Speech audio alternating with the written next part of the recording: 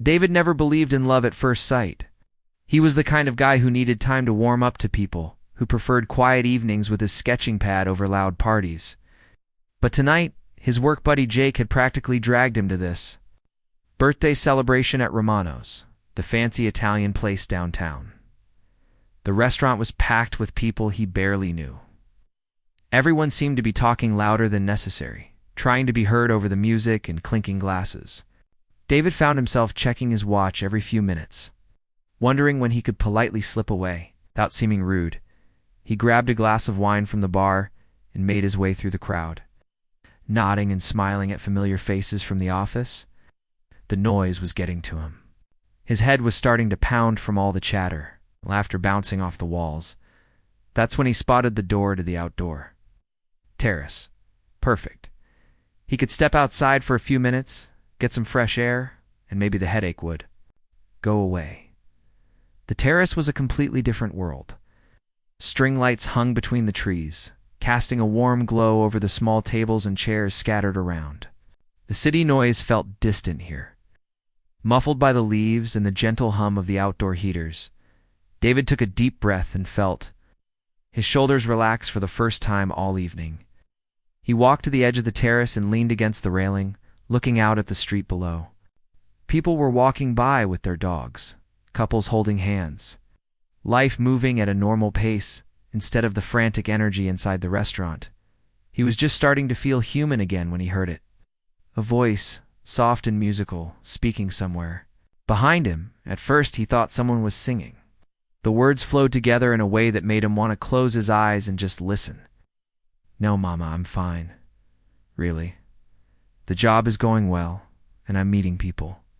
David turned around, curious despite himself. A woman was sitting at one of the small tables, phone pressed to her ear. She had dark hair that caught the light from the string bulbs above, and even from where he stood, he could see the exhaustion in her posture. "I know you worry, but you don't need to. I'm a grown woman." Her voice had a slight accent, something that made each word sound more interesting than it should have. "Yes, I'm eating enough. Yes. I'm being careful walking home." At night, David found himself completely still, not wanting to interrupt but unable to stop listening. There was something about the way she spoke that made his chest feel tight. Not in a bad way, but like he was holding his breath without realizing it. "I have to go now. There's this party, and I should probably get back inside." She paused, and David could hear the smile in her voice. "I love you too, Mama. Tell Papa I said hello." When she hung up, she sat there for a moment, staring at her phone. David could see her taking deep breaths, the way people do when they're trying to gather themselves before facing a crowd again. He looked down at his untouched wine glass, then back at her. Before he could talk himself out of it, he walked over. "Excuse me," he said, and she looked up with the most striking eyes he'd ever seen. "You look like you could use this more than I do." He held out the wine glass. She blinked in surprise, then laughed. It was the same musical quality as her speaking voice, but lighter, more spontaneous. "That's very kind of you, but I couldn't." "Take your drink. Trust me, you'd be doing me a favor." "I'm not much of a wine person anyway." David gestured to the empty chair across from her. "Mind if I sit? It's pretty crazy in there." She nodded, and he settled into the chair, immediately noticing how her presence seemed to calm the restless energy he'd been feeling all evening. "I'm Alina," she said, accepting the wine glass with a grateful smile. "David, and I have to say, you have the most beautiful voice I've ever heard." Elena's cheeks flushed slightly. "You're just saying that because you caught me talking to my mother." She brings out the soft side in everyone. "No, I'm serious. Do you sing or something?" "Act, maybe." "Radio," she said, taking a sip of wine. "Work at the NPR station downtown? Started about a month ago." David felt his eyebrows raise. "Wait, are you the one who does the morning show? The one with the music segments? You listen to NPR?" Lena sounded genuinely surprised. "Every morning on my way to work. I'm in construction. Well, architecture, actually. And your voice is literally the first thing I hear when I wake up."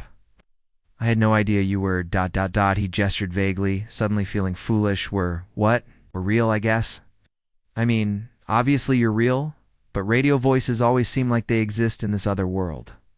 Like they're just floating out there in the universe somewhere. Lena laughed again, and David felt that same tightness in his chest. Well, I'm definitely real. It's probably more real than I sound on the radio. I'm nervous. I talk too fast. And when I'm tired, I forget to pronounce things clearly. I can't imagine you sounding anything but perfect. They fell into easy conversation after that. Lena told him about growing up in a small town in Texas. She'd always wanted to work in radio, but never thought she'd end up in a big city. David found himself sharing stories about his work. How he'd gotten into architecture because he loved the idea of creating spaces where people could feel comfortable and safe. That's exactly what good radio should do, Alina said, leaning forward with interest. Create a space where people feel less alone, especially in the morning when they're facing another day. The way she talked about her work made David's heart race. She wasn't just beautiful. She was passionate, thoughtful, someone who cared about connecting with people. In that voice, the way she emphasized certain words, the slight pause she took before making a point, it was like listening to music.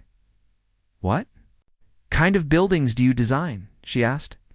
Mostly residential stuff, apartments, some houses. I'm working on this project right now for affordable housing units. The idea is to make them feel like homes, not just places to sleep. That sounds important. It is to me. I think everyone deserves to have a space that feels like theirs. You. No. Somewhere they can close the door and just be themselves. Alina smiled, and David realized he could happily look at that smile for hours. I think I understand that better than most people.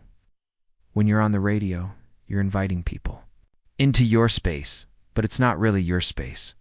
It's this weird public version of yourself. Is that hard? Sometimes. People hear your voice every day, and they think they know you, but they only know the version of you that fits into neat little segments between songs and news updates.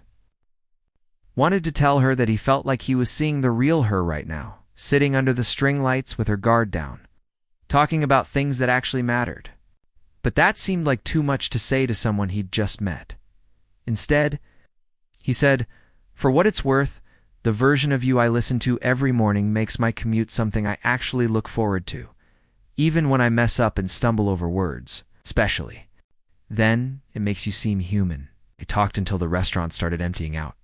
David learned that Alina loved old movies, especially ones from the 1940s where people talked fast and clever. She discovered that David had taught himself to play guitar, but was too shy to perform for anyone. They compared favorite books, argued gently about whether pineapple belonged on pizza, and shared stories about their families. When Jake finally came looking for him, David felt like he'd been jolted out of a dream. "There you are, man. I've been looking everywhere. We're all heading to that bar down the street." David looked at Alina, who was checking her phone. "I should probably get going anyway. Early morning tomorrow, right? The radio show." David stood up, suddenly unsure of himself. This was really nice. I mean, talking to you, it was nice for me too. Lena gathered her purse and stood as well. "Thank you for the wine, and for listening to my show. Could I maybe get your number? I'd love to take you to dinner sometime, if you're interested." Alina smiled, that same smile that had stopped him in his tracks earlier. "I'd like that." As they exchanged numbers, David's hand brushed hers, and he felt a jolt of electricity run up his arm. It was such a simple touch, but it left him feeling breathless. Walking home that night, David found himself replaying every word Alina had said, every laugh, every pause. He couldn't remember the last time he'd felt this way about someone. This combination of excitement and nervousness and something deeper that he couldn't quite name. He went to bed that night with her voice still echoing in his mind, already counting the hours until he could hear it again on his morning commute. 3 days passed before David worked up the courage to call Alina. He must have picked up his phone a dozen times, typed out text messages, then deleted them. What if she was just being polite when she gave him her number? What if she didn't? I'd actually want to hear from him. Finally, on Thursday morning, after listening to her voice on the radio, he sent a simple text. "Hi, this is David from the party. Would you like to get coffee sometime?" His phone buzzed back within minutes. "I was wondering when you'd text me. Coffee sounds perfect." They met that Saturday at a small cafe near the university. David arrived 10 minutes early, nervous energy. making him fidget with his coffee cup. When Alina walked in, wearing a simple blue dress and carrying a worn leather bag, David felt that same flutter in his chest he'd experienced on the terrace. "Sorry I'm a little late," she said, sliding into the seat across from him. "I got lost trying to find parking." "No problem at all. I just got here myself." It was a small lie, but David didn't want to seem too eager. Elena ordered her coffee in Spanish, and David found himself mesmerized by the way the words rolled off her tongue. The barista, a young guy with tattoos covering his arms, responded in the same language, and they chatted for a moment about the weather. "I didn't know you were fluent in Spanish," David said when she sat back down. "And my family moved here from Mexico when I was 12. Spanish was my first language, actually. Sometimes I still think in it, especially when I'm tired or stressed." "That's amazing.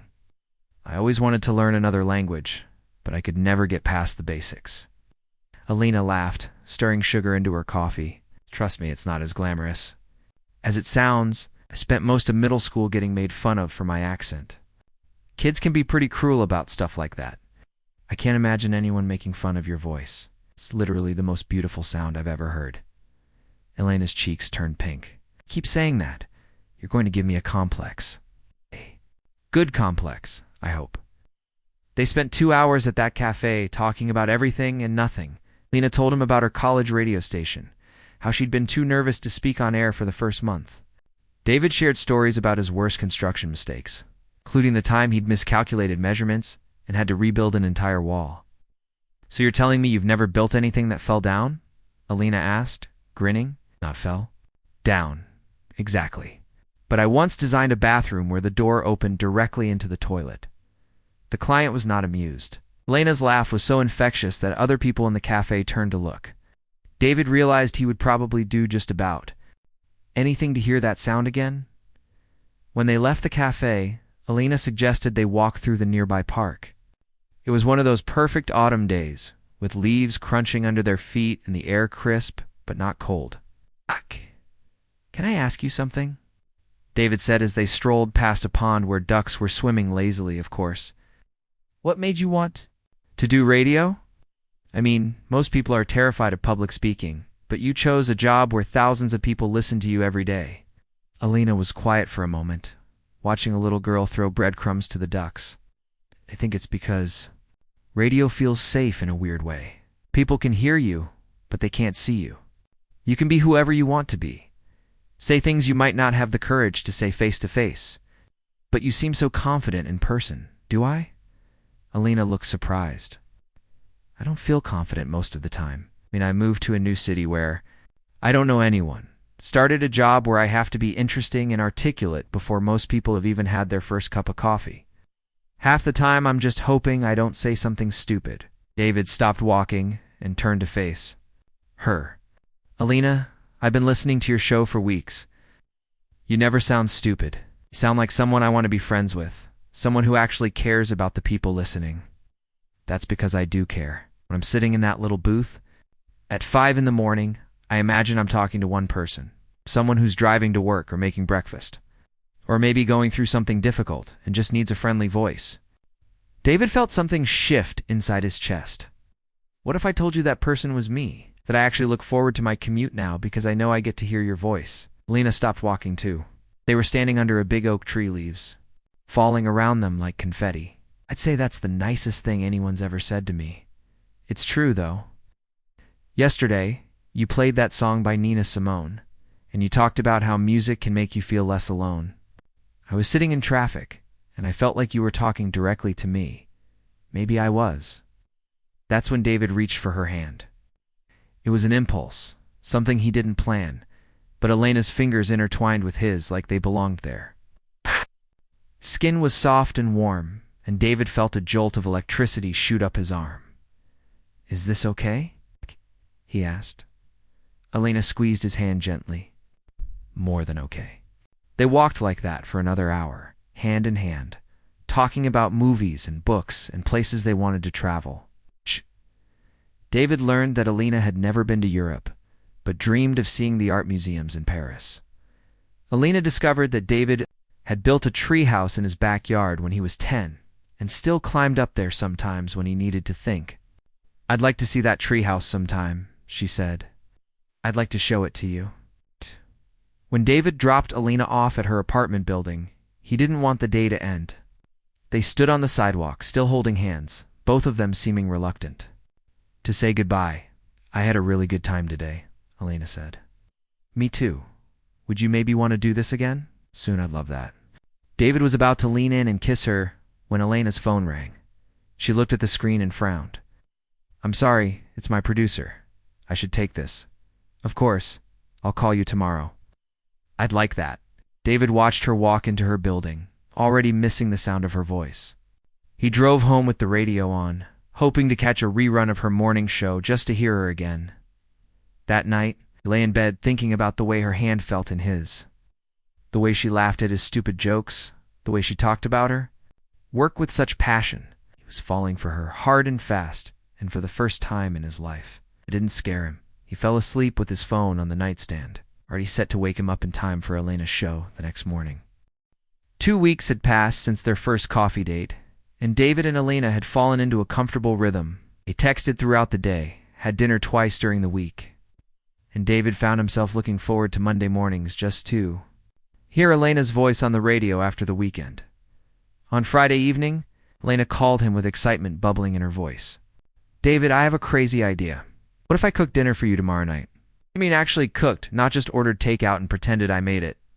David was sitting in his apartment, sketching plans for a new project, but he put down his pencil immediately. "You want to cook for me?"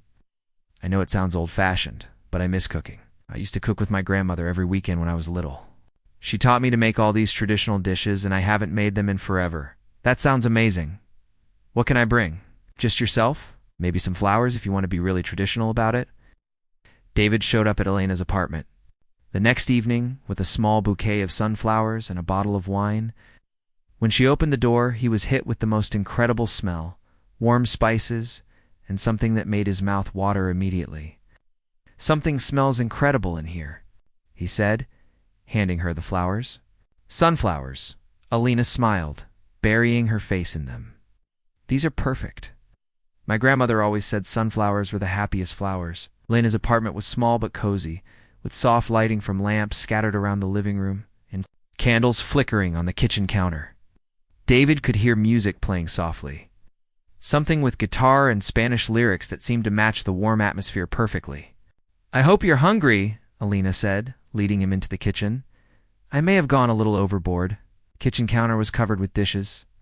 David could see rice with saffron, something that looked like stuffed peppers, and a pot of what smelled like the most amazing soup he'd ever encountered. "Lena, this is incredible. How long have you been cooking?" "Only about 4 hours," she said, laughing at his expression. I know. I got a little carried away. I kept thinking of things my grandmother used to make, and I wanted to share them with you." David watched Elena move around the kitchen, explaining each dish as she put the finishing touches on dinner. Her voice took on a different quality when she talked about her grandmother, softer and more musical, with Spanish words mixed in naturally. "This is mole poblano," she said, stirring a rich, dark sauce. "It has like 20 different ingredients, and my grandmother used to say that mole was like a love letter, because it takes so much time and care to make it right." "Is that what this is?" David asked, moving closer to her. "A love letter?" Elena looked up at him, her cheeks flushed from the heat of the stove. "Maybe it is." They ate dinner by candlelight, and David felt like he was discovering a completely new side of Elena. She told him stories about her childhood in Mexico, about helping her grandmother in the kitchen, about the way food brought her family together every Sunday. "My grandmother used to say that you could tell everything about a person by the way they cooked," Elena said, refilling their wine glasses. "Patient people made better bread. Creative people experimented with spices. Loving people always made too much food. What does that make you?" David asked, gesturing at the table full of dishes. "Probably someone who's falling in love and doesn't quite know what to do about it." The words hung in the air between them. David set down his fork and reached across the table to take her hand. "Elena, ... I know it's crazy. We've only known each other for a few weeks, but I can't stop thinking about you." When I'm at work, I wonder what you're doing. When I'm falling asleep, I think about the things you said that made me laugh. David stood up and walked around the table to where she was sitting. He pulled out the chair next to her and sat down, facing her. It's not crazy. I feel the same way you do. I listen to your radio show every morning, and I feel like I'm getting a personal message from you. I know that's ridiculous because you're talking to thousands of people. But when you laugh or when you share a story, it feels like you're talking. Just to me, Elena's eyes were bright with unshed tears. I think about you when I'm on the air sometimes. Wonder if you're listening, if something I'm saying is making you smile. David reached up and touched her face, his thumb tracing her cheekbone. You make me smile every day. Da-da-da. That's when Elena leaned forward and kissed him. Da-da-da. It was soft at first, tentative, but then David's arms went around her and she melted into him.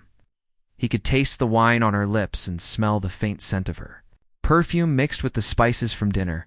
When they broke apart, both of them were breathing hard. Elena rested her forehead against his. I've wanted to do that since the night we met. Why didn't you? Because I was scared. I've never felt this way about anyone before, and it's terrifying. David kissed her again, longer this time, and when they separated, he whispered, I'm scared too, but I don't want to be scared anymore. They moved to the couch, and Elena curled up against David's side. She traced patterns on his chest with her fingertips, and David felt like every nerve ending in his body was on fire. Her touch was electric, sending shivers through him that had nothing to do with the temperature in the room. Tell me something. Nobody else knows about you, Elena said, her voice barely above a whisper. I used to be terrified of public speaking. In college, I would skip classes rather than give presentations. But listening to you on the radio, hearing how natural you sound, it makes me think maybe I could be brave too. Elena lifted her head to look at him. You are brave. You came over to me at that party when I was a complete stranger. You asked for my number. You're here now, telling me how you feel. That's because of you. You make me want to be braver. Elena kissed his neck, and David felt like he might lose his mind. Make me want to be more myself. When I'm with you, I don't feel like I have to be the radio version of me. Can just be Elena. They stayed like that for hours, talking and kissing and discovering each other. David learned that Elena had a tiny scar on her chin from falling off her bike when she was 7. Elena discovered that David had surprisingly soft hands for someone who worked in construction. I should probably head home, David said eventually, though he made no move to get up. You could stay, Elena said quietly. I mean, if you want to. David looked down at her, this amazing woman who had somehow walked into his life and changed everything. Are you sure? I'm sure. David stayed that night, and when he woke up the next morning with Elena in his arms, he knew his life had changed. Forever. She was still sleeping, her hair spread across the pillow. David couldn't believe how peaceful she looked. When Elena finally opened her eyes, she smiled at him sleepily. Good morning, David said, brushing a strand of hair from her face. How did you sleep? Better than I have in months. Elena stretched and snuggled closer to him. I don't have to be at work until tomorrow. What do you want to do today? Anything, David said. As long as it's with you. Elena laughed, and David felt that familiar flutter in his chest. But now it was mixed with something deeper, something that felt like coming home. 3 months into their relationship, David was completely head over heels for Elena. Every morning, he would wake up extra early just to listen to her radio show while getting ready for work. He had started recording her segments on his phone, telling himself it was just so he could hear her voice during his lunch breaks. But somewhere along the way, listening to Elena had become more than just enjoying her company. It had become something he needed. Elena first noticed something was different when David started showing up at the radio station unannounced. The first time, he brought her coffee and said he happened to be in the neighborhood for a work meeting. Elena thought it was sweet, even though she knew there were no construction sites anywhere near downtown. You didn't have to drive all the way here, she said, accepting the coffee gratefully. But thank you. This is really thoughtful. I just wanted to see you, David said, watching her through the studio window. I love watching you work. The way you move your hands when you talk, the way you smile, even though nobody can see you. Elena felt a flutter of something that wasn't Quite comfort, David. You know I'm live on the air, right? I can't really talk right now, I know. I'll just sit here quietly. You won't even know I'm here. But Alina did know he was there. She could feel his eyes on her throughout the entire show. It made her self-conscious in a way she'd never experienced before. She stumbled over words she'd said 1,000 times, lost her place in the news updates, and played the wrong song. Twice after the show, Alina found David waiting for her in the lobby, chatting with the receptionist about the weather. "How'd I do?" Alina asked, trying to keep her voice light. "You were perfect as always." "I love the way you said precipitation during the weather report. It's like you were singing it." Alina forced a smile. "Thanks. I should probably get going, though. I have a meeting with my producer in an hour, of course. I'll walk you to your car." As they walked through the parking lot, Alina noticed David seemed to be memorizing every word she said. When she mentioned being tired, he immediately offered to make her dinner. When she said she had a headache, he started massaging her shoulders right there in the parking lot. "David, you don't have to take care of me every second," Alina said gently. "I'm okay, really. I know you are. I just like doing things for you. Is that wrong?" Alina looked at his face, so earnest and caring, and felt guilty for feeling overwhelmed. "No, it's not wrong. I'm just not used to someone paying this much attention to me." "Well, you better get used to it," David said, kissing her forehead. "Because I'm not going anywhere." The next week, David showed up at the station again, and then again the following Tuesday. Elena's coworkers started making jokes about her devoted fan, but Elena wasn't laughing. She was starting to feel like she couldn't breathe without David analyzing every breath she took. At home, things were getting intense too.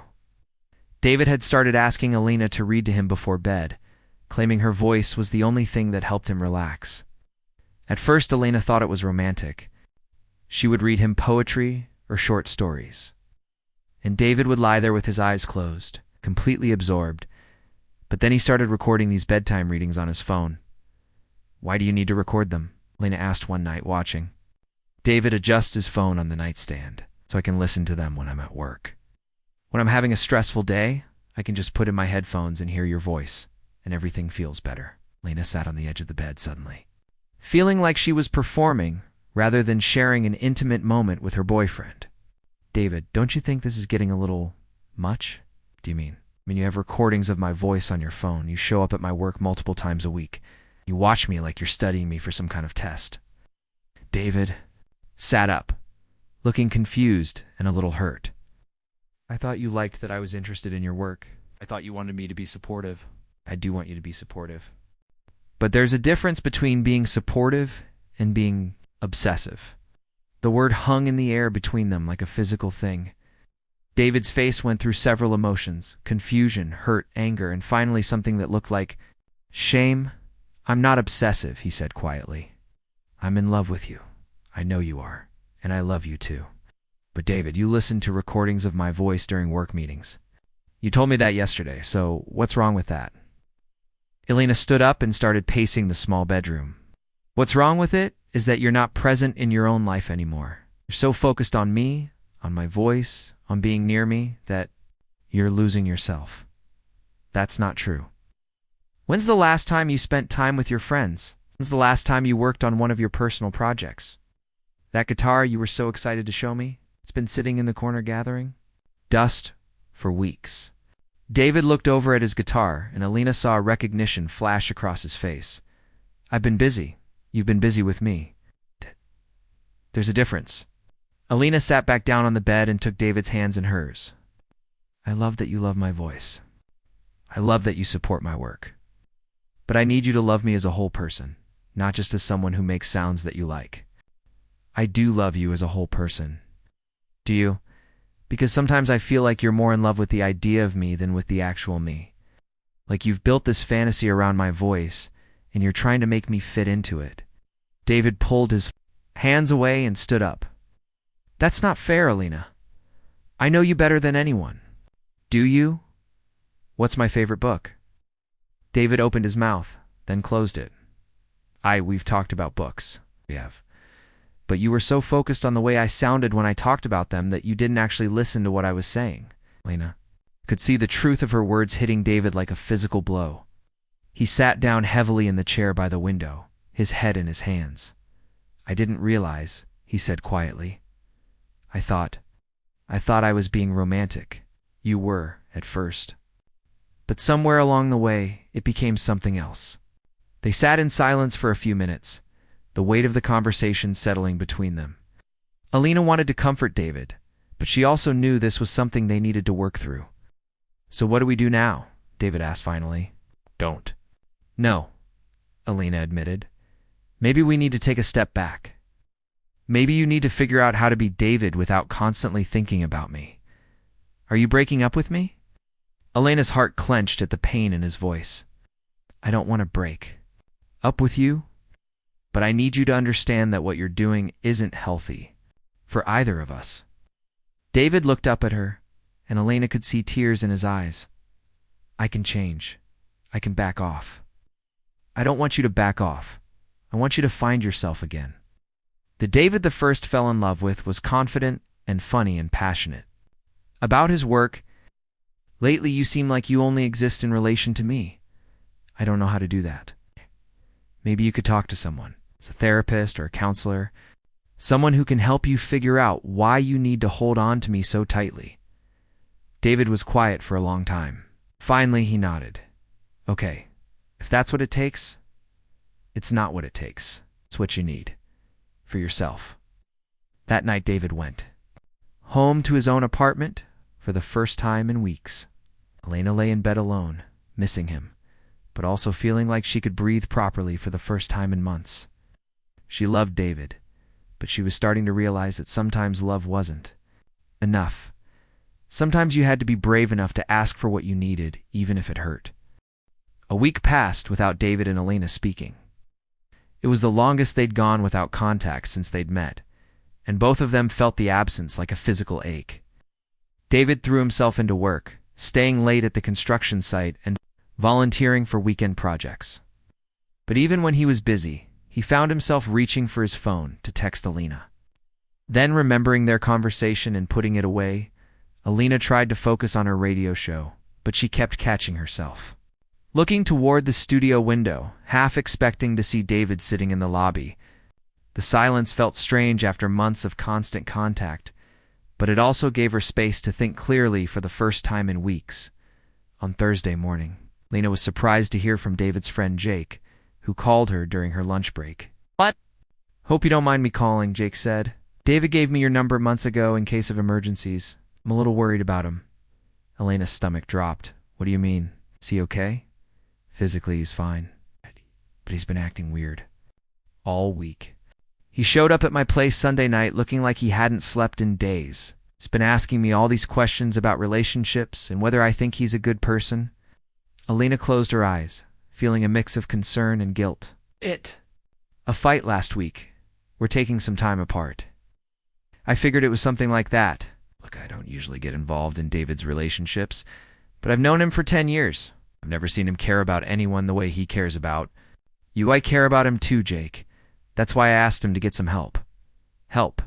Elena realized David probably hadn't told his friend about their conversation. "I think David might benefit from talking to someone, a therapist. He's been having some trouble with boundaries." Jake was quiet for a moment. "That actually makes a lot of sense. He's been pretty intense lately. I thought it was just because he was happy, but maybe it was more than that. I don't want him to think I'm giving up on him. I just need him to figure some things out. I think he's starting to realize that. He asked me for the name of the therapist I saw after my divorce. I gave him the number, but I don't know if he's called yet." After Elena hung up, she sat in her car in the radio station parking lot, staring at her phone. She wanted to call David, to check on him, but she knew that would defeat the purpose of taking space. Instead, she sent him a simple text. "I'm thinking about you. I hope you're taking care of yourself." Her phone buzzed back almost immediately. "I am. I made an appointment with a counselor. I miss you." Elena smiled, feeling hopeful for the first time all week. She typed back, "I miss you too." David had been nervous about his first therapy appointment, but Dr. Rodriguez turned out to be a kind woman in her 50s, who made him feel comfortable from the moment he walked into her office. "Tell me what brought you here today," she said. settling into her chair with a cup of tea. David explained the situation as best he could, trying to be honest about his behavior without making Alina sound unreasonable. Dr. Rodriguez listened, without judgment, asking gentle questions that helped David see patterns he hadn't noticed before. "It sounds like Elena's voice became a source of comfort for you," she said after David finished talking. "Almost like a security blanket. I guess that's one way to put it. Can you think of other times in your life when you felt like you needed constant reassurance from someone?" David was quiet for a long time, thinking. "My mom used to travel a lot for work when I was little. She'd call me every night from wherever she was, and I'd make her stay on the phone until I fell asleep. I was terrified that something would happen to her, and I wouldn't get to hear her voice again. That's a very normal fear for a child to have. But it sounds like you might be experiencing something similar with Alina over the next few sessions." David began to understand that his intense focus on Alina wasn't really about love at all. It was about fear. Fear of losing her, fear of not being enough, fear of being alone.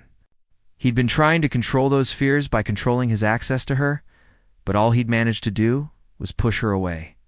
The thing about real love, Dr. Rodriguez explained during their third session, is that it requires trust. You have to trust that the other person will choose to be with you, even when you're not there to remind them how much you care. But what if they change their mind? What if they realize they don't actually love me? It's always a possibility in any relationship. But trying to prevent it by holding on too tightly usually guarantees that it will happen. David left that session feeling like he'd been carrying a heavy weight and had finally learned how to put it down. He spent the weekend cleaning his apartment, playing his guitar for the first time in months, and calling friends he'd been neglecting. On Monday morning, he listened to Elena's radio show while getting ready for work, but this time he didn't record it. He just enjoyed hearing her voice. It's the way he had in the beginning.